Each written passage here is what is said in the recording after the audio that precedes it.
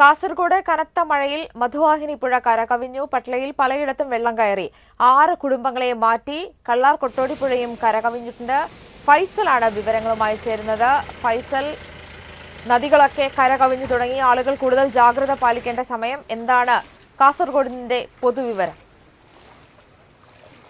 അമ്പളി, കാസർഗോഡ് ജില്ലയിൽ മധുവാഹിനി പുഴ മധൂർ ഭാഗത്തൊക്കെ കരകവിഞ്ഞൊരുങ്ങുന്ന അവസ്ഥയാണുള്ളത്. പട്ളയിൽ ഇപ്പോൾ 6 കുടുംബങ്ങളെ പ്രദേശത്ത് നിന്ന് മാറ്റിപ്പാർപ്പിക്കുന്ന ഒരു ശ്രമത്തിലാണ് ഫയർഫോഴ്സ് ഉള്ളത്. ഈ പ്രദേശത്തൊക്കെ പല ഇടങ്ങളിലും വീടുകളിൽ വെള്ളം കയറിയിട്ടുണ്ട്. ഒപ്പം തന്നെ മധൂരിൽ നമുക്കറിയാം സാധാരണ പെട്ടെന്ന് വെള്ളം കയറുന്ന ഒരു സ്ഥലമാണ്. മധൂരിലെ ശ്രീ സിദ്ധിവിനായക ക്ഷേത്രത്തിൽ വെള്ളം കയറിയിട്ടുണ്ട്.